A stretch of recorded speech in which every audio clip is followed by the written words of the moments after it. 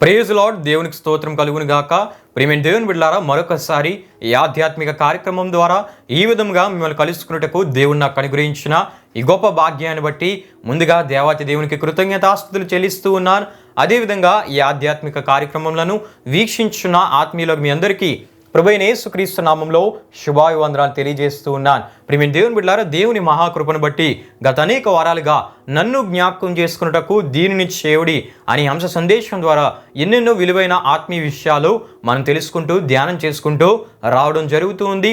దీనికి సంబంధించిన మూలవాక్య సువార్త వాక్యవచనాలుగా లూకా సువార్త 22వ అధ్యాయం 19-20 సువార్త వాక్యవచనాల్ని మనం మూలవాక్య సువార్త వాక్యవచనాలుగా తీసుకొని మనం ధ్యానం చేసుకుంటూ రావడం జరుగుతూ ఉంది. ప్రియమైన దేవుని బిడ్డలారా, ఈ అంశ సందేశంలో భాగంగా ఎన్నెన్నో విలువైన ఆత్మీయ విషయాలు, దైవ సత్యాలు మనం ధ్యానం చేసుకుంటూ వస్తూ ఉన్నాం. ప్రియమైన దేవుని బిడ్డలారా, ఎంత వివరంగా ఈ అంశ సందేశాన్ని మనం ధ్యానం చేసుకోవడానికి ప్రధాన కారణాలు ఏమై ఉన్నాయంటే, ప్రియమైన దేవుని బిడ్డలారా, దేవుని వాక్యంలో మనం చూస్తున్నప్పుడు యేసు ప్రభువాన్ని వెంబడించిన శిష్యుల్లో ఒకడైన ఇస్కరియోతు యోధాను మనం చూస్తూ ఉంటాం.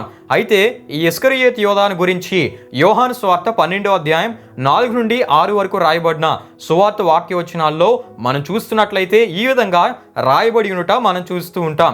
అక్కడ మనం చూస్తున్నప్పుడు ఆయన శిష్యుల్లో ఒకడు అనగా ఆయనను అప్పగింపనయ్యున్న ఇస్కరియోతు యోధా ఈ అత్తరెందుకు 300 దేనారములకు అమ్మి బీదలకు ఇయ్యలేదనను.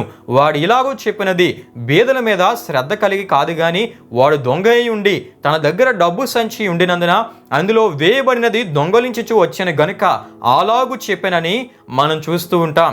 ఈ సువార్త వాక్యోచనాల్లో మనం చూస్తున్నప్పుడు ఇస్కరియోతు యోధా నమ్మక ద్రోహిగా మనకు కనబడుచు ఉన్నాడు. యేసుక్రీస్తుని అప్పగించే పనిలో ఉంటూనే యేసుని వెంబడించున్న నమ్మక ద్రోహిగా ఈ ఇస్కరియోతు యోధాను మనం చూస్తూ ఉంటాం. దీనినే తిన్న ఇంటి వాసాలు లెక్క పెట్టే భ్రష్ట బ్రతుకు అని అంటూ ఉంటారు. ప్రియమైన దేవుని బిడ్డలారా, మంచి వారికి గోతులు త్రవ్వే శాపగ్రస్తమైన బ్రతుకై ఉన్నది, శాపగ్రస్తమైన జీవితమై ఉన్నది.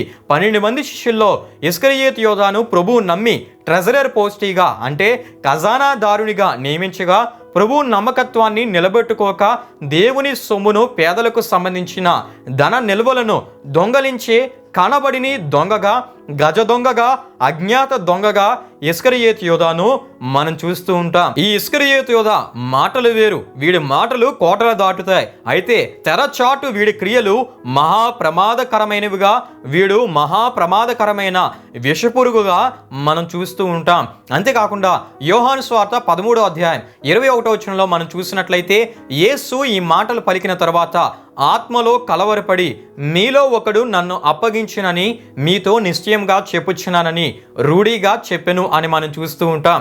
అంతేకాకుండా ఇస్కరియోతు యోధాను గురించి యోహాను సువార్త 13వ అధ్యాయం 26, 27, 30 సువార్త వచ్చిన భాగాల్లో కూడా మనం చూడగలం. ప్రియమైన దేవుని బిడ్డలారా, అయితే ఈ వాక్యవచనాల్ని మనం పరిశీలన చేసినట్లయితే ఇస్కరియోతు యోధాలో పశ్చాత్తాపము లేనివానిగా, యథార్థంగా తానే క్రీస్తుని అప్పగించేవాడనని ఒప్పుకొనని వానిగా ఇస్కరియోతు యోధాని మనం చూస్తూ ఉంటాం.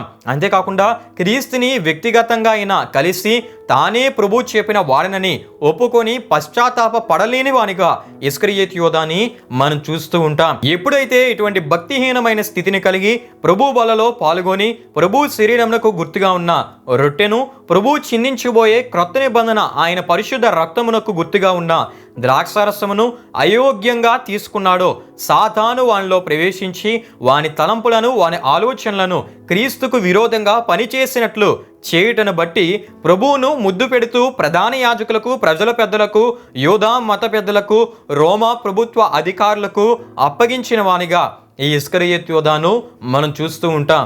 ఇలా ప్రభువుని అప్పగించడం ద్వారా వచ్చిన డబ్బును ఇస్కరియోతు యోధా అనుభవించలేకపోయాడు. చివరికి ఉరిపోసుకొని తనకు తానే ఆత్మహత్య చేసుకొని మరణించిన వానిగా ఇస్కరియోతు యోధాను మనం చూస్తూ ఉంటాం. ఈ విషయాలు మనకి మత్తయి సువార్త 27వ అధ్యాయం 3-10 వరకు రాయబడిన సువార్త వాక్యవచనాల్లో మనం చూస్తూ ఉంటాం. అంటే ప్రియమైన దేవుని బిడ్డలారా, ప్రభు బల్ల లేక ప్రభురాత్రి భోజన సంస్కారంలో పాల్గొనేవారు ప్రభు బలను గురించిన సంబంధించిన విషయాలు దేవుని వాక్య వెలుగులోంచి తెలుసుకోకుండా ఒక అలవాటుగానో ఆచారముగానో సిద్ధపాటు లేకుండా తీసుకున్నట్లయితే ఇస్కరియోతు యోధా లాంటి పరిస్థితులు ఎదుర్కొనక తప్పదు అనే ఈ విషయాలు మనకు తెలియజేస్తూ ఉన్నాయి. గనుకనే ప్రియమైన దేవుని బిడ్డలారా, నన్ను జ్ఞాపకం చేసుకున్నటకు దీనిని చేయడి అనే అంశ సందేశం ద్వారా ప్రభువు వల్ల లేక ప్రభురాత్రి భోజన సంస్కారం గురించిన విషయాలు ఎంత లోతుగా ఎంత వివరంగా ప్రార్థనాపూర్వకంగా మీ ముందుకు తీసుకొని రావడం జరుగుతూ ఉంది. ప్రియమైన దేవుని బిడ్డలారా, మీరు వీక్షించండి, మీరు అనేక విషయాలు తెలుసుకోండి.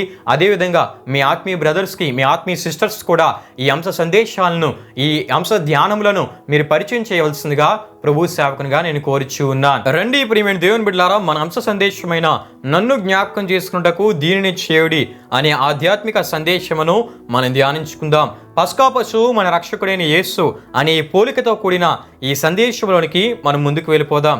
నిర్గమాకాండం 12వ అధ్యాయం 1 నుండి 28, కొరింథీయులకు రాసిన మొదటి పత్రిక 5వ అధ్యాయం 6 నుండి 8, అపోస్తలుడైన పేతురు గారు రాసిన మొదటి పత్రిక 1వ అధ్యాయం 18, 19లోని రాయబడి ఉన్న విషయాల ద్వారా పాత నిబంధనలో ఇశ్రాయేలీయులు వధించి భుజించిన పస్కా గొర్రెపిల్ల లేక మేకపిల్లను క్రీస్తు యేసుతో పోల్చి చూసిన యెడల పస్కా గొర్రెపిల్ల క్రీస్తు యేసునకు ఏ విధంగా సాదృశ్యంగా ఉన్నదో మనకి తెలియజేయబడుతుంది.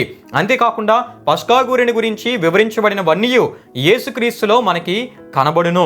ఈ విషయాలే గత కొన్ని వారాలుగా పస్కా బలి పశువుకు గొర్రెపిల్ల పస్కా బలిగా అర్పించబడిన మన ప్రభువైన యేసుక్రీస్తు వారిని పాత నిబంధనలోని విషయాలను క్రొత్త నిబంధనలోని విషయాలను జోడించి సరిపోల్చుచు మనం అనేకమైన ఆత్మీయ సత్యాలతో పాటు ఆత్మీయ విషయాల్ని తెలుసుకోవడం జరిగింది. ప్రియమైన దేవుని బిడ్డలారా, ఈ విషయాలకు సంబంధించిన విషయాలుగా ఈరోజు మరికొన్ని ఆత్మీయ విషయాలు మనం తెలుసుకుందాం. పస్కా గొర్రెపిల్ల మందలో నుండి తీయబడవలయును, గొర్రెల్లో నుండి అయినను మేకల్లో నుండి అయినను దాన్ని తీసుకుని వచ్చును అని నిర్గమాకాండం 12వ అధ్యాయం 6వ వచనం ద్వారా ఈ విషయం మనకు తెలియజేయబడుతుంది.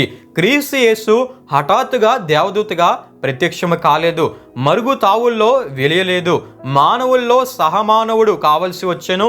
ఇదే విషయాన్ని అపోస్తలుడైన పౌలు గారు యోధా క్రైస్తవులకు రాసి తెలియపరిచిన హెబ్రీయులకు రాసిన పత్రిక 2వ అధ్యాయం 14 నుండి 17 వరకు రాయబడిన వాక్య వచనాల్లో మనం చూడగలం. అక్కడ మనం చూస్తున్నప్పుడు, కాబట్టి ఆ పిల్లలు రక్త మాంసములు గలవారైనందున ఆ ప్రకారమే మరణం యొక్క బలము గలవారిని అనగా అపవాదిని మరణం ద్వారా నశింపజేయుటకును జీవిత కాలమంతయు మరణము చేత దాస్యమునకు లోబడిన వారిని విడిపించుటకును ఆయన కూడా రక్త మాంసములలో తన సహోదరుని వంటి వాడు కావలసి వచ్చెను అని రాసి తెలియపరచడం మనం చూస్తూ ఉంటాం. హల్లెలూయా, హల్లెలూయా. అంతేకాదు ప్రియమైన దేవుని బిడ్డలారా, గొర్రెపిల్ల మందలో నుండి తీయబడిన 10వ దినమున ప్రత్యేకింపబడవలయును. ఈ విషయం మనకు నిర్గమాకాండం 12వ అధ్యాయం 3వ వచనంలో మనం చూస్తూ ఉంటాం. అదేవిధంగా మానవ రక్షణార్థమై దేవుని గొర్రెపిల్లగా యేసుక్రీస్తు ముందుగా నియమింపబడిను. ఆయన జగత్తు పునాది వేయబడక పూర్వమే నియమింపబడిన గాని తన్ను మృతుల్లో నుండి లేపి తనకు మహిమనిచ్చిన దేవుని ఎడల తన ద్వారా విశ్వాసులైన మీ నిమిత్తము కడవరి కాలముల యందు ఆయన ప్రత్యక్షపరచబడిను అని అపోస్తలుడైన పేతురు గారు రాసిన మొదటి పత్రిక 1వ అధ్యాయం 20-21 వచనాల్లో మనం చూడగలం. ప్రియమైన దేవుని బిడ్డలారా, రాయబడిన ఈ వాక్య వచనంలో దేవుడు వేరు క్రీస్తు వేరుగా ఎవరునూ తలంచవద్దు. దేవుడే మానవునికి వచ్చిన యేసుక్రీస్తు అయి ఉన్నారు. అయితే దేవుడే మానవ శరీరాన్ని ధరించి వచ్చిన విషయాన్నే ఈ విధంగా రాసి తెలియపరిచారే తప్ప దేవుడు వేరు క్రీస్తు వేరు కాదని తప్పక మనం తెలుసుకోవాలి.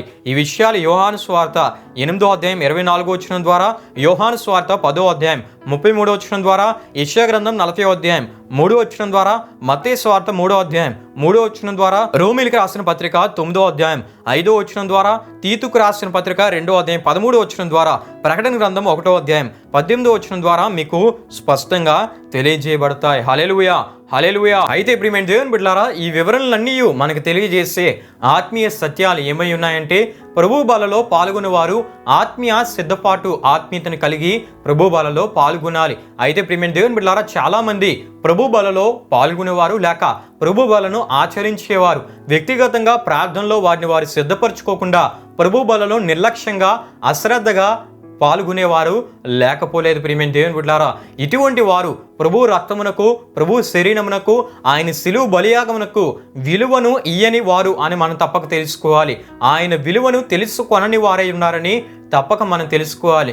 గనుక వ్యక్తిగత ఆత్మీయ సిద్ధపాటు కలిగి ప్రభు బలలో పాల్గొనుట అది మన ఆత్మకు క్షేమకరమే ఉన్నదని ఆత్మీయ విషయం ఈ వివరణ ద్వారా మనకు తెలియజేయబడుతుంది. హల్లెలూయా, హల్లెలూయా. అంతేకాకుండా ప్రియమైన దేవుని బిడ్డలారా, ప్రభు బలలో పాల్గొనేవారు ప్రత్యేకమైన ఆత్మీయ జీవితాన్ని కలిగి జీవిస్తూ ప్రభు బలలో పాల్గొవాలే తప్ప భక్తిహీనులతో కలిసి భక్తిహీనమైన కార్యాలు చేస్తూ దుర్భాషలాడేవారితో దుర్భాషలాడుతూ లోకస్తులతో కలిసిపోతూ ప్రభు బలలో పాల్గొన్నట్లయితే బహు శ్రమల పాలవక తప్పదు అనే విషయాన్ని మనం గ్రహించాలి.